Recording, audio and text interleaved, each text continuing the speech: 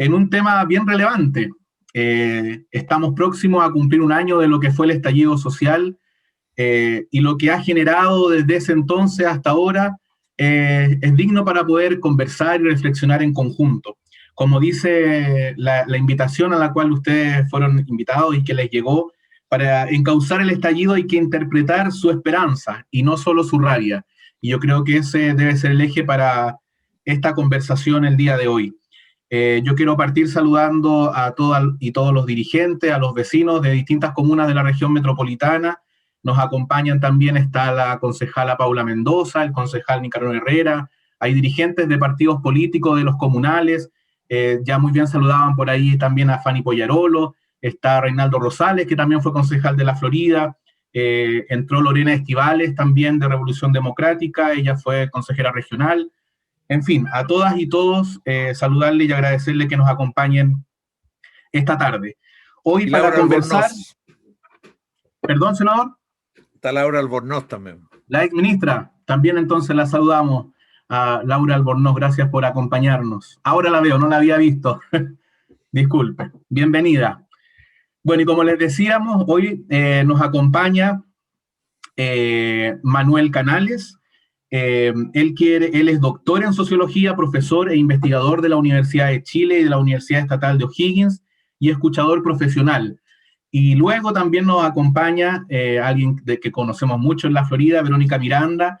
Ella es joven, participante del Cordón Trinidad de la Florida, quien también nos va a acompañar con la reflexión. Por supuesto, saludar al senador Montes, a la Red de Iniciativa, como todos los lunes, que nos permite estos espacios para conversar y dialogar. Sin más, le vamos a dar entonces la palabra a Manuel Canales. Le agradecemos nuevamente, bienvenido, y comenzamos con usted este diálogo.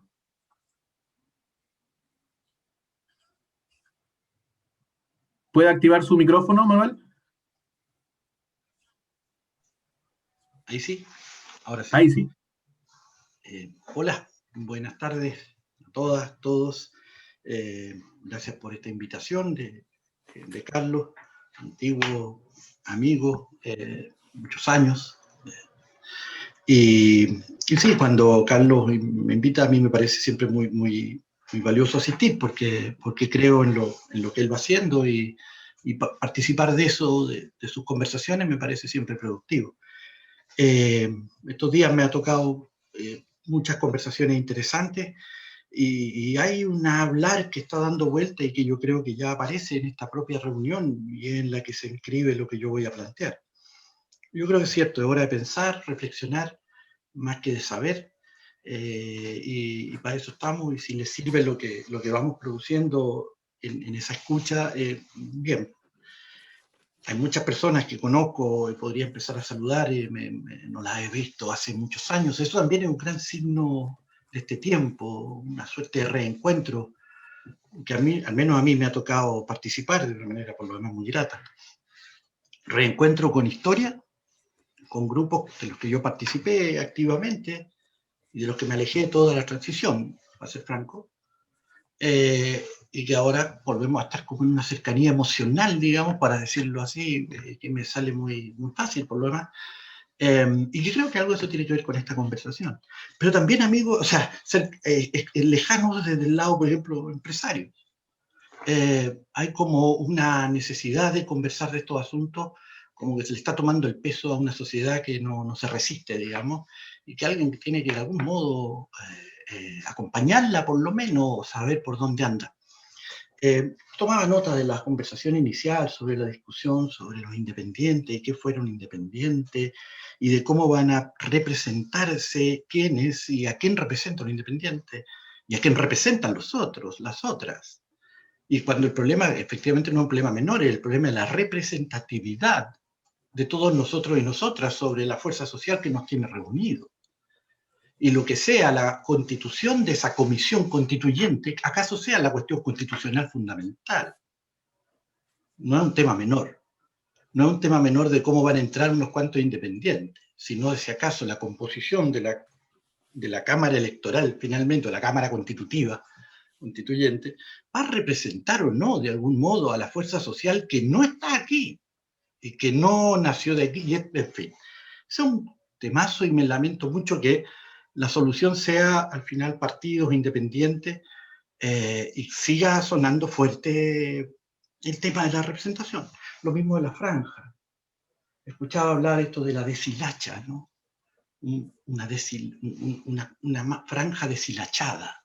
Qué mejor metáfora de lo que resta, de lo que queda, de lo que fue a lo mejor una banda consistente, internamente, con su elasticidad, y no es deshilachado. Y es así no porque se desaprovechó un mensaje, porque no hay un emisario. No, no que falte el mensaje, falta quién va a enviar ese mensaje. ¿Y qué mensaje? Entonces, ¿a quién? ¿A qué público que está escuchando como el 88? No. Tampoco el público está galvanizado, también está deshilachado. Eso fue lo que nos dejó 40 años de neoliberalismo, para no culpar a los 30. Y creo que ahí hay que ser bien claro, estos son 40 años, 45 años, no 30. Esto es el neoliberalismo. Lo que pasa es que es duro entender que la transición como tal, en ese sentido, por muchos rasgos positivos que nos emocionen, ¿acaso fue tan irrelevante como la independencia nacional? En lo que constituye a la vida, a la cotidianeidad, a la sociedad, que en definitiva es la que está ahora manifiesta. Bien, pues en ese sentido, y con ganas de aceptar que hay preguntas pesadas que conversar y con ganas de escucharles, voy a apoyarme en un texto. Voy a ir leyéndolo para no detenerme mucho, porque si no él habla, ustedes saben, en estos días nos puede derramar en cualquier momento. Si me permite, creo que puedo subir una... ¿Lo ven ahí o no? No. Voy a intentarlo, ahora sí. Ahí sí. ¿Lo pueden ver? Sí. Ah, perfecto. Bueno, espero no pasarme media hora y me parece el modo más ordenado de exponerlas, ¿no? Puede ser un poco latero quizás, pero quiero evitar el derrame que este tipo de temas a mí por lo menos me genera en estos contextos, además. Entonces me voy a guiar por esto. Voy a trabajarlo en cuatro entradas, digamos. En lo primero, propongo caracterizarlo, ¿no? En su peculiaridad, la peculiaridad de octubre, según mi observación. Luego, un entendimiento de lo que explota en octubre, ¿no? Esa descarga de indignación y sus fundamentos de esa catarsis, puede decirse. Luego, señalo el aprendizaje, como en catálisis, digamos, del poder social de desobediencia. No solo hubo descarga, hubo aprendizaje. No es un sujeto revolucionario, tampoco es una masa sin noción de sí y de lo que pesa y de cómo puede verificarlo. Asunto fundamental, tanto como el anterior. Y finalmente reflexiono sobre las cuestiones que tenemos abiertas y acaso si se pudiera encauzar el desasosiego respondiendo a eso irrebatible de la demanda, hasta por liberal, que no de otras orientaciones. Veamos lo primero.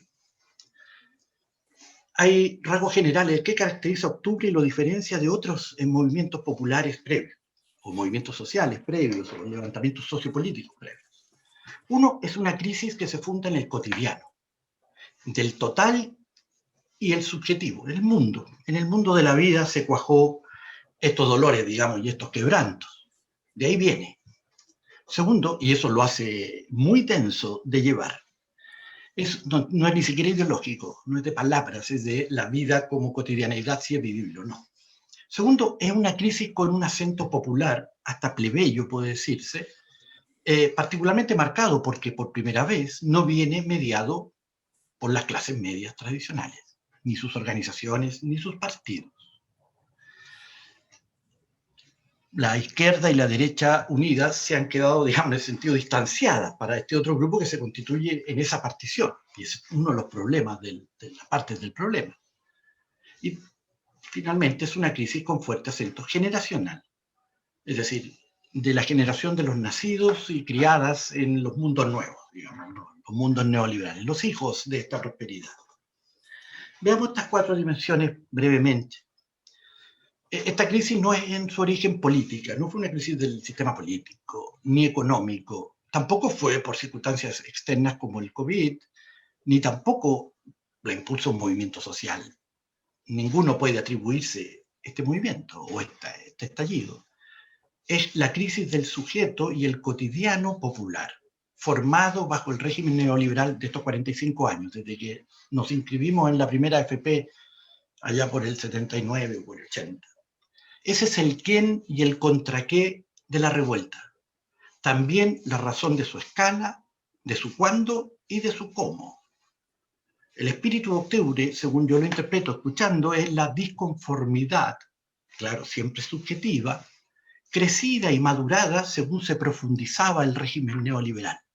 Del éxito del neoliberalismo nace de lo que duró, de lo duro que era, el sujeto que viene a interrogarlo y a inquietarlo tan gravemente. Es el pasivo o la deuda social que amontona el neoliberalismo cuando se le deja fluir al modo chileno en estos 45 años. Quiebra sujetos que quebrarán el orden. Decías seguidamente que era un movimiento de pueblo. Esta fue una revuelta de estamento y por lo tanto revela la dimensión estamental de Chile, popular en ese sentido hasta de plebeyo. Todavía en 2011 la representación y la dirección del movimiento estuvo en las clases medias tradicionales. Ahora el protagonismo de voz y presencia fue de los comunes, de caras mestizas, apellidos corrientes, mucho Medel, mucho Mon Laferte por todas partes, convergiendo desde sus mismas y variadas periferias. Hasta escuchamos de la Gómez Carreño o de la Eneas Bonel, donde cantaba, por ejemplo, la Mon Laferte.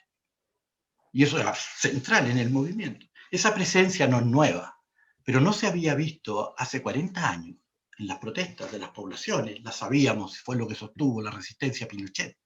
Después, todos ellos fueron olvidados. Se habría creído que extinta. Ese pueblo de los 80 nunca más fue saludado. Nunca más se dijo pueblo durante 30 años. Y además es pueblo nuevo. Técnicos, profesionales, que son, sin embargo, muchas veces la mayor jornaleros o semijornaleros, o esa forma de neoliberalismo precario que llaman el emprendimiento a lo que salga. La revuelta fue liderada por las generaciones nuevas, y lo saben, nativas en este régimen. Fueron los que estaban anunciándose el 2005, de hecho, el 2011, son los mismos. Se van deslindando los antiguos que traen su memoria de huellas de pobreza y del castigo estamental ese como norma de los mundos o la dictadura, de los nuevos, formados sin esos estigmas de clase. Si sus padres y abuelas fueron hijas del rigor y el terror, ellas ni temen ni están para el sacrificio. Explota, ¿qué es lo que explota? La subjetividad que, más que bien, había sostenido una conformidad masiva que se fue urdiendo durante 40 años. ¿No?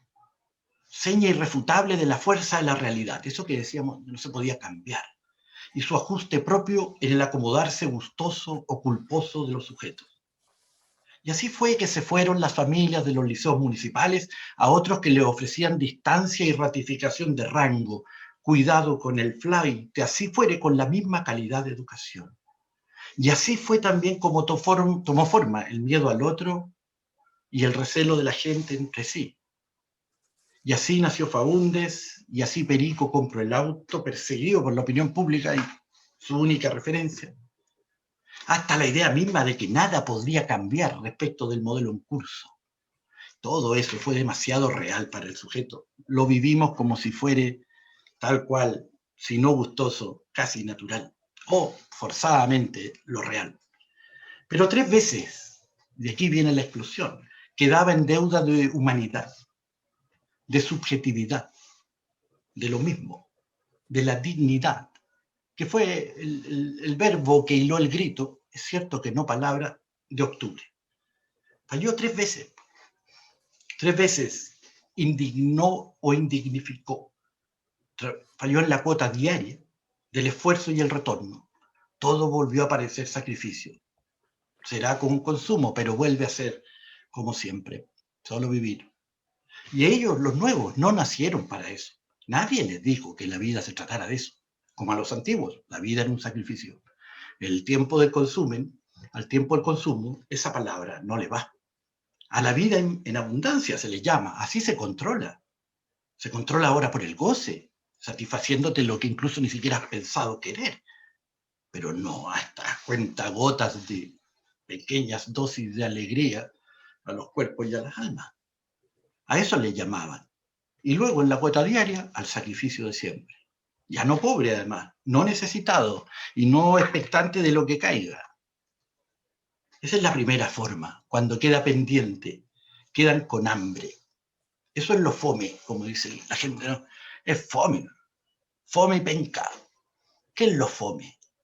Una palabra fundamental para entender el aplanamiento al que el neoliberalismo somete al sujeto, al mismo que lo llama a vivir extáticamente, como si todos fuéramos de la clase alta. Eso es lo fome, el hambre subjetiva. Fome es fame, hambre. Hambre de sentido, hambre de humanidad. En este caso, como la que codifica el consumo y su promesa de prosperidad y fiesta. No se sienten en la fiesta y más bien se sienten en el antiguo karma de vivir para trabajar, de solo sobrevivir, de lo justo y necesario y nunca lo ofertado. ¿Acaso? Pero siempre el modo básico, nunca el full, siempre lo menos.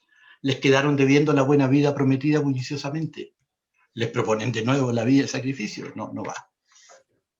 Y la indignación de la cuota diaria es también cuando el momento de la cuota extraordinaria, cuando vieja, cuando enfermo, cuando débiles, en momentos entonces tan especiales y cruciales de la biografía, entonces de nuevo les fallan lo mismo, esperan un trato y les resultan con otro, rebajado, recortado, casi negándoles a veces, y a veces por completo. Pero el mensaje, a propósito de lo que hablábamos, que fueron recibiendo era el mismo. Indigno eres de recibir eso que esperas.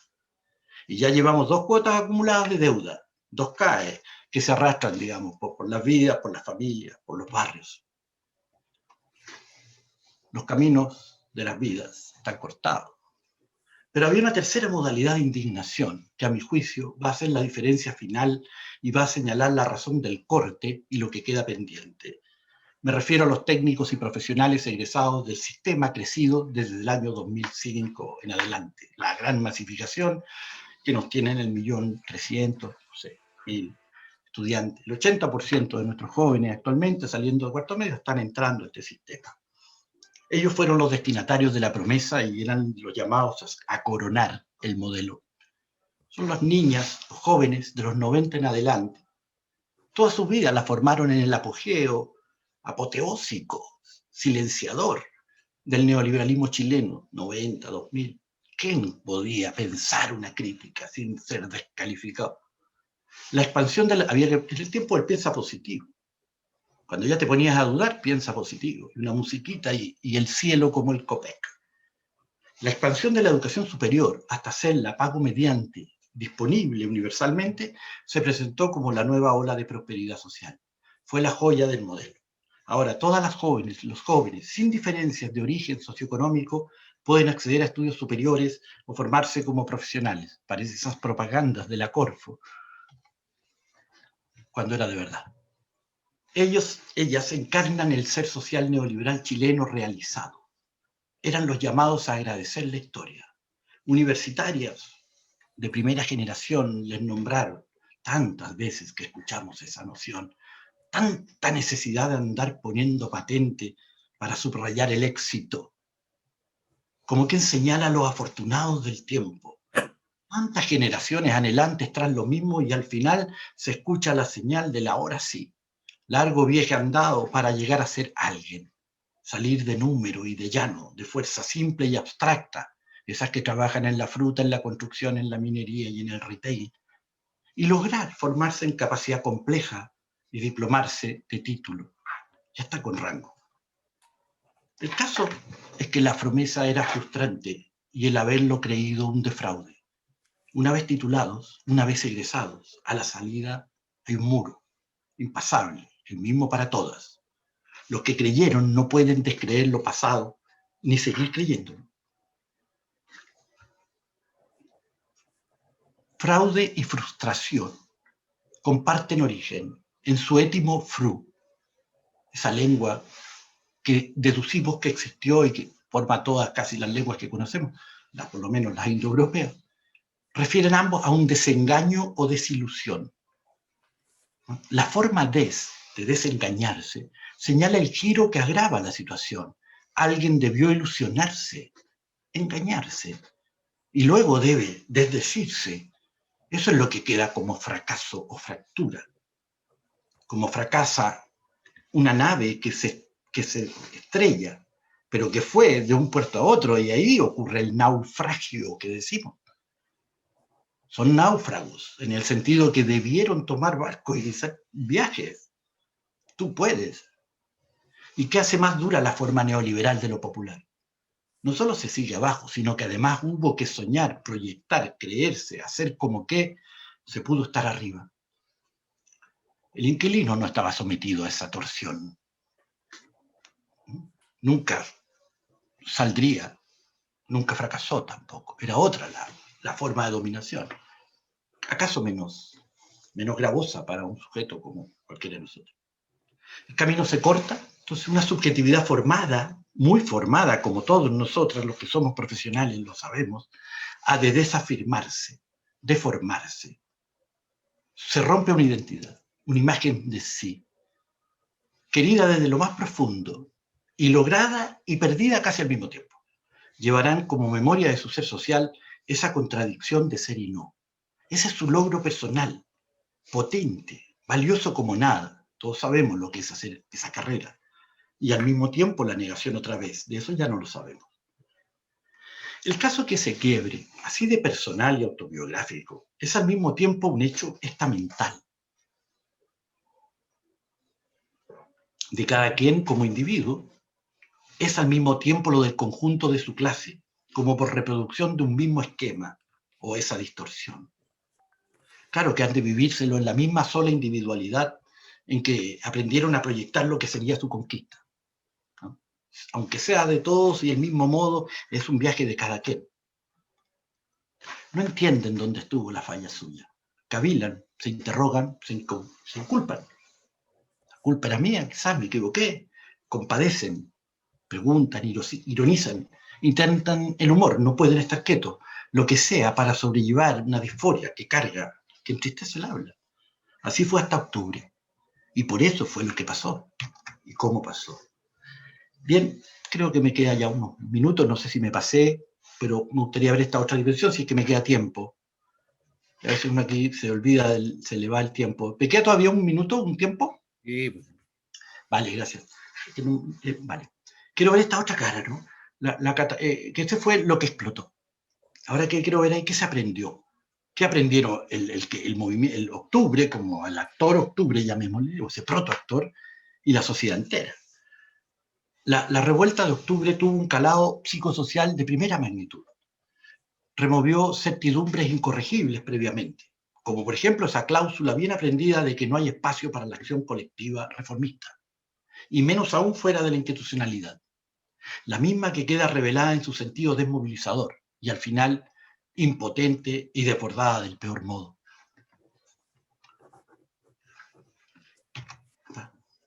Ahí sí.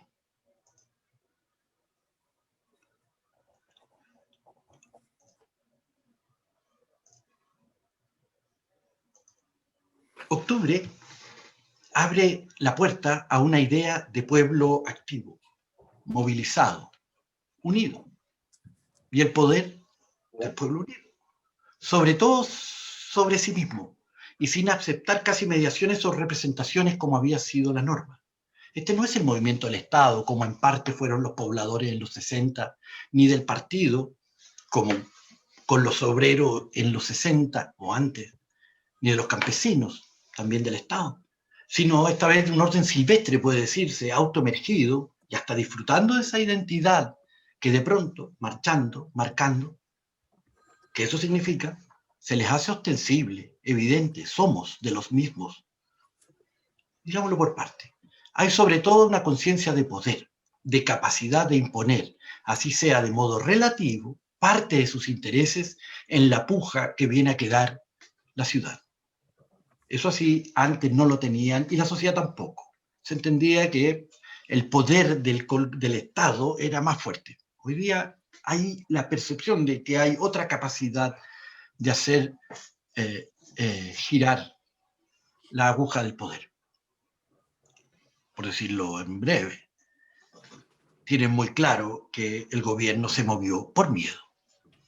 Constatan que si unidos y movilizados, así sea sin organización, como fue el caso, pero convictos de una misma disconformidad, ¿sí? Porque es respecto del mismo esquema que los desconforma a todos de igual modo, negando a todos lo mismo, logra que los dirigentes se movilicen a su compás, que unidos son fuertes, tienen forma propia y exponiéndola la imponen. Se percatan que en esa unidad masiva y subversiva, por aquello de reunir a los del Colo-Colo con los de la Chile, pero también, como dijeron en algún grupo, lo mismo a los rojos con los fachos pobres, que ya todo eso, en fin, todos cabrían en ese contenedor que están montando. Así unidos son prácticamente no derrotables, ni por las vías represivas. Y por eso octubre trae la ley del seguir. Hay que puro seguir, decían. Octubre, a diferencia de un estallido, fue un despertar, como dijeron. ¿Y acaso haya que considerar que es propio de este octubre el que quede libre y activa una capacidad de protesta popular continua? Trae su propia razón, ya la vimos, irrefutable, trae su propio método y sabe de la restricción a la represión por el poder. En los 80, cuando sale el ejército, fue lo que se observó y se aprendió. En los 80 la situación era aún más dura y la protesta no cesó durante ese lustro que va del 83 al 88. Eso que por lo demás llamamos los 80. Harto duró porque fue muy duro, pero duró 5 años. Hoy el apoyo profundo a las movilizaciones augura una legitimación también permanente a la protesta y su sentido. Probablemente va a haber división respecto a los modos o métodos, pero se va a validar una y otra vez los fines buscados. Y esos son los que al final mueven, motivan esta animosidad. Brieva lo decía poco, Daniel Brieva, ¿no? También creo yo en la entrevista, que esto de ser por las buenas palabras, que son las que aquí creo yo andamos buscando. No responder a esto, o respuesta por otros modos, impensable, creo yo. Vinculado a esa catálisis o preconciencia de actor y su poder, que no es más que eso por lo demás, porque aquí no hay, en fin, hemos de referir otro asunto importante a esta crisis, la crisis del relato o del imaginario sociológico neoliberal. Hasta octubre lo real era que la vida era individuo a individuo, cada quien por las suyas, se las arregló folla, que todos los que ya no eran pobres eran ahora la ansiada clase media, que no existe espacio para pedir nada a un Estado que ha de reducirse al mínimo inevitable, que la política era algo que no debiera tener mayor incidencia en las vidas cotidianas, al punto que ojalá finalmente casi nadie fuera a votar, y como decía Brunner, respondiendo al informe del 98, ese no fuera ningún problema, sino más bien signo de que las cosas estaban dando bien, tal que la gente estaba en lo suyo, no se iba a preocupar de la política. En fin, esa comunidad imaginaria, como lamenta hace 3 días atrás que se haya perdido José Joaquín Brunner, ahora lo comparaba con lo que él señalaba hace 20 años atrás. Esa subjetividad, ese mundo, ese conformismo, ese mapa de la sociedad ahogaba cualquier demanda colectiva, de individuo con individuo, todos clases medias, la política no interviene en la vida cotidiana, todo ese rosario lo que hacía era impedir la identidad popular y la posibilidad de una demanda colectiva y de una esperanza colectiva. Por eso nombrar la esperanza, que por definición es esperanza colectiva, porque de la otra vida, que era precisamente tomar esas carreras, pero esperanza colectiva aquí no hay desde los 80. Y la esperanza colectiva que aquí puede nombrarse es el demonio del neoliberalismo, porque el neoliberalismo está hecho para impedir la esperanza colectiva. El neoliberalismo está hecho para pensarnos como individuos y creer que esto es la realidad y que la política se comporta al caso, se vacía y luego se corrompe si es necesario. Y fue. Eso es lo que buscaba José Piñera. No buscaba una educación X o una salud Y, buscaba que en todas ellas hubiera el mismo esquema. ¿Y cuál es el esquema? Individuos mercadeando, donde no pueda entrar la organización, donde no pueda entrar el principio de lo colectivo. Y por definición la esperanza colectiva. ¿No? Eso es lo que fundaba las 7 modernizaciones. Y estuvimos cantando su canción, bien interpretada por José Lavín por Joaquín Lavín, por lo demás en La Revolución Silenciosa, en una música más liviana, todos estos años. Todos aprendimos a hablar en esa lengua. Esa lengua en la que se aborreció en octubre. Y tenemos entonces una conciencia social sin relato y sin cortapisa a la imaginación de lo posible, pero tampoco muchas pistas por dónde empezar. ¿Qué hacer? Creo que era una antigua pregunta de la política, ¿no? Por ahora voy a dejar estas tres cosas. Nos digo que hay tres puntos débiles del modelo de desarrollo chileno que nos dejan en esta desnudez. La fractura de las vigas maestras, sociológicamente hablando, de lo que ha funcionado hasta ahora y que es lo que está colapsando o nos tiene en lapsus, ¿no? Uno es la matriz productiva, otra, la estamentalidad social, y tres, el desfonde de la política. Las tres funcionaron perfecto durante todo el neoliberalismo y acoplado. La misma matriz productiva que condenaba a las mayorías a los puestos simples funcionaba muy bien con una estamentalidad que dividía el conjunto en dos. Otra cosa fuera dividir a los de abajo en 14 grupos para que no se vieran como tales, y medio que les funcionó. Y para eso era muy útil una política como la que fuimos aprendiendo a ya no querer, digámoslo así, a desquerer en este tiempo. Una es la matriz productiva, y que tiene que ver con la productividad del trabajo, y aquí está hablando el Banco Mundial casi. En fin, digámoslo ahora desde la subjetividad, no del valor agregado, no del PIB. La posibilidad o no que tengan las clases trabajadoras o asalariadas de realizarse en sus puestos y de recibir de retorno la calidad de vida acorde a lo prometido. Nada más. Se está pidiendo la propiedad social. ¿Se va a poder o no decir que alguien se va a poder realizar, el obrero, el trabajador común, se va a poder realizar mínimamente en su puesto y va a recibir de retorno una calidad de vida acorde a lo prometido? Acorde a lo prometido, no estoy diciendo expectativas, no sé qué. La crisis de conformidad revela la limitación insuperable de un régimen basado finalmente en el trabajo simple, como proxenetas de la clorofila al final, y del esfuerzo, ¿no? O la geología. El productor social chileno optó por una estrategia que reduce a la fuerza de trabajo, a los trabajadores, a estas formas simples que ahora no son aceptables. Ahora, después de la pobreza, ahora como profesionales no se aceptan. Subsole, no. Ahí estuvo el imprevisto. ¿Cómo no se imaginó que aún en el éxito, que eso es lo que hemos nombrado y hemos visto, como ha sido el modelo chileno, las personas no iban a contentarse en esos empleos de fuerza y disponibilidad? ¿Qué edad tienes? ¿Qué género? ¿Qué etnia? Y sabemos dónde vas. Y de salarios de reproducción, así sea post-pobreza, asunto por lo demás siempre ratificar. Esto no es pobreza. Incluso puede uno pensar, ¿podría haberse diseñado o pensado un modelo de este tipo en una sociedad donde no estuviera naturalizado el orden estamental? ¿Quién iba a creer que sus hijos iban a querer ser temporeros en medio del éxito? La crisis revela la otra viga quebrada de esta sociedad, la viga de la estructura social. Esto es, del modo en que nos jerarquizamos. La crisis deja en evidencia lo que esos tiempos de éxito del modelo neoliberal habían logrado invisibilizar de modo notable, como no se sabía desde nunca en Chile. Porque en todos los tiempos del fondo esto se supo.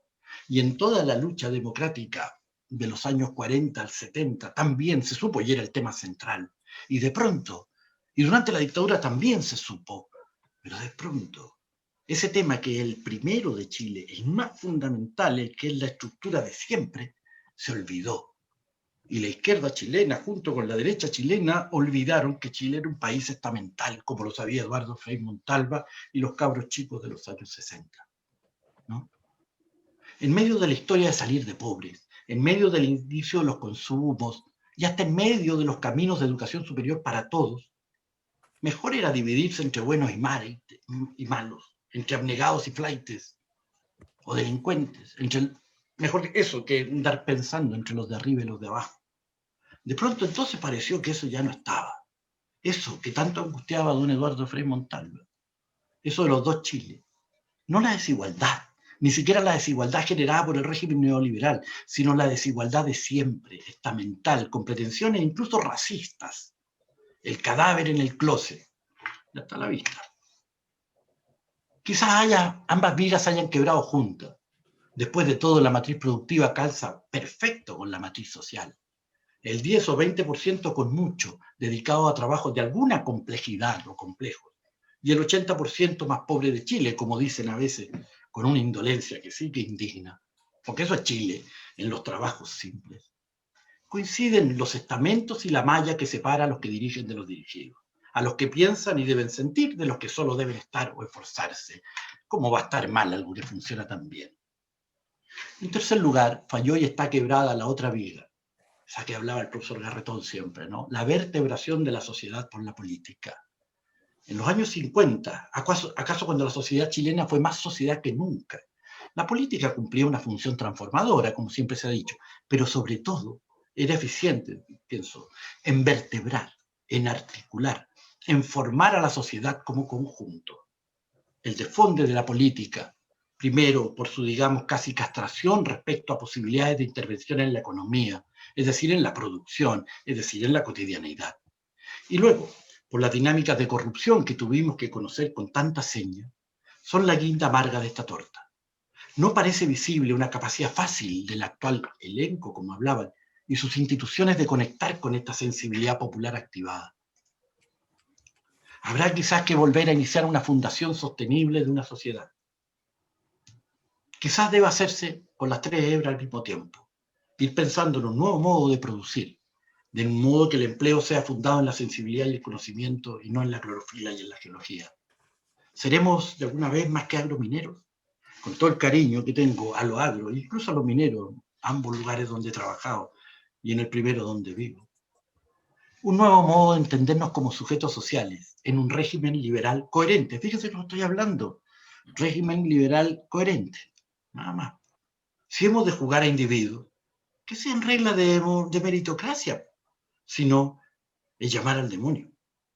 Eso es lo que hacían. Juega a orientarte a ti mismo y a vencer, como en las sociedades modernas, pero los estatus están adscritos a orígenes familiares, como se dice en Chile. Eso no da. En el fondo, nadie te decía eso. Nadie te decía oriéntate a ti mismo, y el estatus era adscrito a tu familia.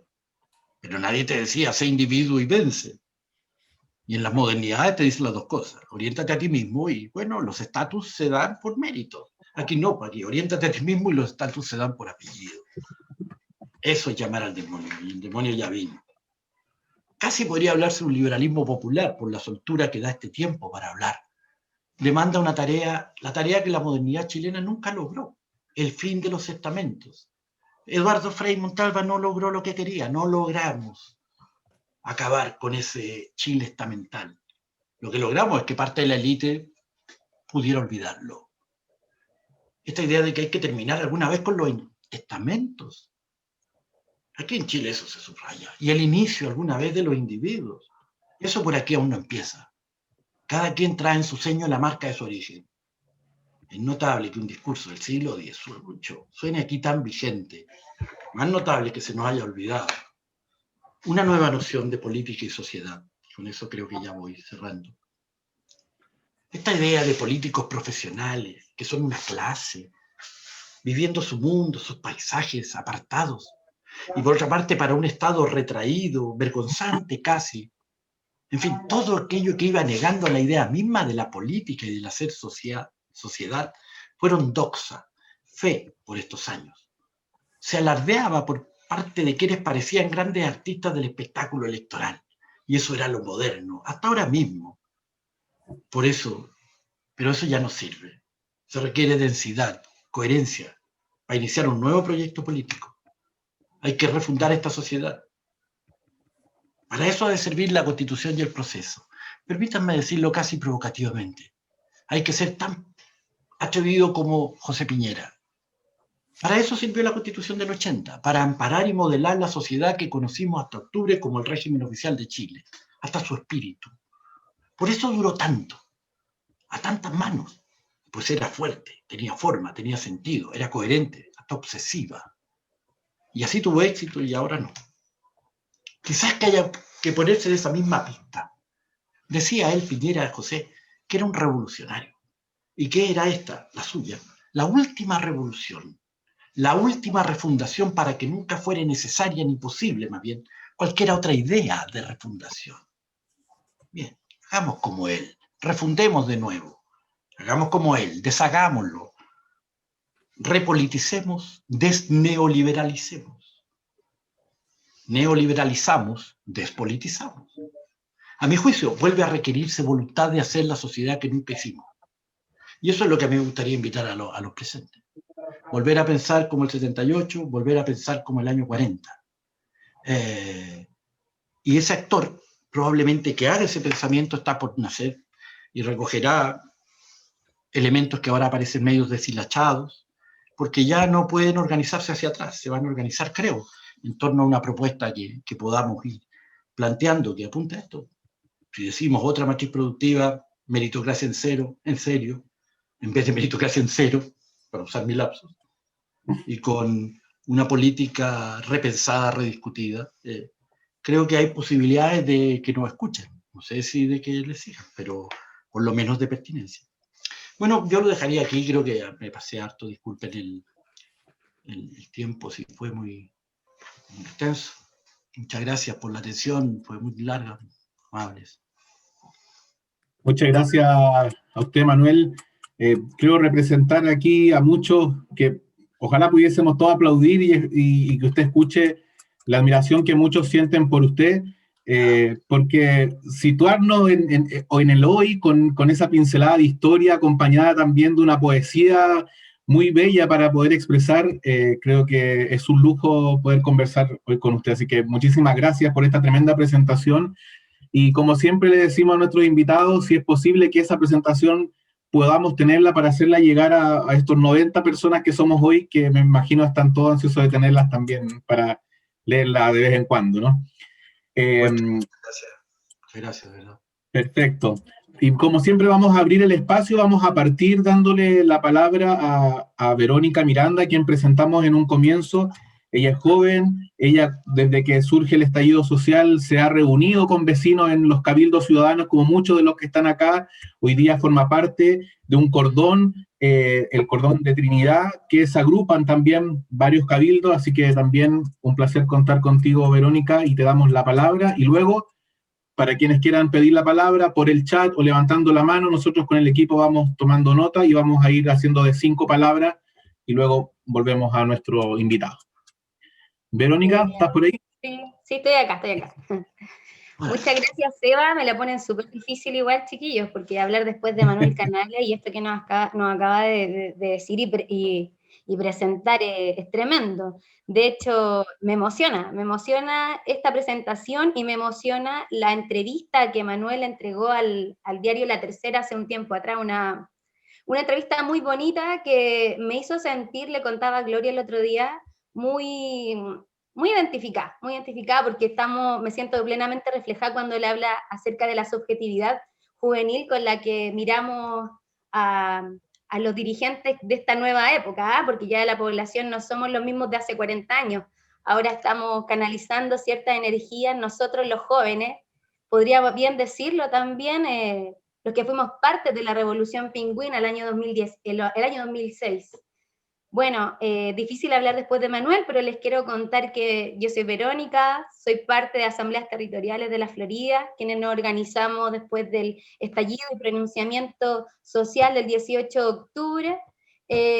Nos vinculamos con otras organizaciones territoriales y logramos conformar un cordón Trinidad, y aparte también nos organizamos con asambleas territoriales de toda la Florida en la CALF, coordinadora de asambleas territoriales. Contarles que yo soy hija de obrero, hija de profesora, nieta de campesinos, así que conozco muy bien la realidad, la diferencia y la segregación en la cual creo que me representa a mí y a muchos de los cuales hoy día, jóvenes que estamos acá haciéndonos cargo y trabajando activamente en estas bases, en esta orgánica. Comentarles que el año 2006 con nuestro movimiento nos dimos cuenta de la gran importancia que tenía la LOCE. Luchamos contra esto para poder estudiar, nos dimos cuenta de que la diferencia y la brecha entre las clases económicas nos nos pegaban fuertemente, sobre todo a los estudiantes, porque en nosotros se definía esta nueva era de hijos profesionales, de hijos que iban a salir, íbamos a dejar de ser obreros, que íbamos a pasar a ser o técnicos o profesionales. Entonces, desde chicos se nos decía, hija, ¿tú qué quieres ser? Hijo, ¿tú qué quieres ser cuando grande? Uy, quiero ser doctor, quiero ser médico, quiero ser veterinario, quiero ser profesor, quiero ser ingeniero. Salimos de cuarto medio y ¿quién podía hacer eso? De un colegio municipal, ¿quién podía llegar a ser médico o ingeniero? Entonces ahí cuando nos damos cuenta de que exactamente nos mintieron, no era así, no era bonito. Esto era una falacia. Entonces se generó este despertar, luchamos, solamente logramos que se nos redujera el costo de la PSU. Tenemos unos créditos que hasta el día de hoy nos tienen endeudados, muy endeudados, que nos quitaron y nos arrebataron la dignidad. Fueron años de lucha que seguimos llevando, que seguimos cargando. El despertar del 18 de octubre también trae consigo mucho de eso, mucho arrastre, de juventud consciente, de juventud crítica, de juventud que vive la desesperanza y que vivió la frustración, como dice Manuel. Entonces, cuando pudimos ver a nuestro pueblo alzado y nos dimos cuenta de que este modelo neoliberal nos había separado del otro, que nos había restado espacios de comunidad, espacios de escucharnos, de entender, nos dimos cuenta de que al lado había alguien con mi misma experiencia, o quizás más cruda, quizás no tan cruda, pero también estaba desconforme. Entonces, el 18 de octubre y los posteriores fines de semana decidimos reencontrarnos con la comunidad, generar espacios de catarsis para escuchar al otro, para poder contenernos, porque también fue muy duro de repente ver militares en nuestras calles reprimiéndonos por solamente estar luchando por dignidad. Entonces, frente a eso, poder reencontrarnos con la comunidad ha sido algo muy bonito. Por eso me gusta cuando también él habla acerca de la esperanza, mirar este movimiento desde la esperanza, porque también aparte de ser una sociedad crítica, con rabia, con muchas frustraciones, también tenemos mucha empatía, tenemos cariño, queremos modificar esto, queremos cambiarlo, tenemos esperanza de que esto puede cambiar, por mí, por mis papás, por mi abuelo, por mis hijos. Entonces, cuando hablamos de esperanza, lo enfoco todo con esta mirada amplia, de que podemos cambiar las cosas, de que debemos cambiar las cosas, de que es nuestro deber. No podemos dejar ahora el trabajo a quienes vienen, a quienes continúan, a los nietos, a los hijos. Debemos reformar Chile, debemos refundar. Entonces también nos hemos visto con una labor importante como asambleas territoriales, porque tenemos que trabajar profundamente en repolitizar los territorios. Porque cuando queremos llegar al vecino nos cuesta llegar a ellos y decirle vecino, poblador, compañero, no queremos nada distinto a lo que usted no necesita. Necesitamos todo lo mismo, estamos faltos de dignidad, yo como usted, como el otro. Entonces, hemos tenido que cargar con esta mochila que repolitizar a nuestra gente, a nuestros pobladores, porque están desconformes, están molestos con partidos políticos, con políticos en particular. Entonces ha sido un trabajo arduo, ha sido un trabajo duro, muy difícil, pero que en contexto de pandemia, aunque ustedes no lo crean, a pesar de todas las dificultades, no ha permitido poder llegar a ellos, poder entender que somos aparte de un movimiento social que quiere ciertas demandas que pretenden refundar Chile, también tenemos y arrastramos solidaridad y queremos estar con ellos. Entonces nos hemos organizado, hemos tenido que fortalecernos, hemos tenido que organizarnos en ollas comunes para acudir a la necesidad de nuestros vecinos, porque hay que decirlo, la institucionalidad quedó chica. La institucionalidad no supo estar a la altura de las necesidades de nuestro pueblo, de nuestros territorios, sobre todo de los más segregados. Y ahí tuvimos que nosotros hacernos parte de esta lucha, acudir a ellos y trabajar activamente para poder enfrentar muchas veces el hambre y carencias como incluso la ropa, la vestimenta, muchas cosas. Pagarle el agua, la luz, organizarnos de esa forma. Se vio mucho el poder popular, porque también nos dimos cuenta del poder que existe dentro de estas bases, de los pobladores, de las poblaciones. Podemos unificarnos, nos dimos cuenta, desde el 18 de octubre nos dimos cuenta de eso. Entonces, nuestra fuerza civil es bastante alta y es súper doloroso ver ahora cómo un pacto social, cómo el acuerdo por la paz, nos segrega a nosotros y nos dicen, ustedes los independientes, está bien, yo no pertenezco quizás a un partido político, pero represento a todo mi territorio. Represento a una población, represento a la Alborada, por ejemplo, por así decirlo. Represento a asambleas territoriales que la componen muchos vecinos, pobladores comunes y corrientes, quizás no tan politizados, quizás no con este vocabulario tan académico, ¿cierto? Porque también tenemos que decir que el vocabulario que se ocupa en estas instancias también puede llegar a ser muy segregador. Entonces llegar al poblador ha sido un trabajo con pinza que hemos tenido que realizar. Entonces quería agradecerle a Manuel Canales esa entrevista a la cual él realiza, donde habla de la esperanza, porque hemos visto la esperanza en las calles, en las protestas, cuando uno acude a la ayuda, cuando podemos ver a jóvenes muy conscientes de clase, ayudando al prójimo, donde queremos saludar al otro, entender al otro, ver la realidad del otro. Y queremos nosotros como independientes, queremos ser parte, y si no vamos a ser parte, esperamos que los partidos políticos estén a la altura y puedan ser voceros, no representantes de los territorios, sino que más que nada voceros que estén a la altura de la solicitud y las necesidades de los pobladores y de los territorios, porque tenemos una política muy alejada de todo esto, y no nos va a ir bien como país e institucionalidad si es que no volvemos a las bases. Es urgente volver a las bases, porque si no nos siguen representando desde sus privilegios, va a volver a pasar esto reiterativamente. No tenemos que subvalorar a los jóvenes ni a las próximas generaciones que vienen, cada vez vienen aún más críticas. Somos una generación consciente, y no solamente en el plano social, también hablamos en ámbitos de la naturaleza, trato animal, feminismo. Viene una sociedad muy crítica, estamos criando una nueva sociedad, estamos formando nuevos líderes, están creciendo nuevos líderes. Entonces hay que tener cierto grado de altura de mira y poder plantear esto y ser vocero de las demandas sociales y del pueblo, el cual se levantó el 18 de octubre y que va a seguir pronunciándose si es que no nos ponemos a la altura. Eso solamente quería decir. Como vuelvo a repetirlo, muy difícil hablar después de Manuel, pero eso. Muchas gracias, Vero. No se te hizo nada difícil.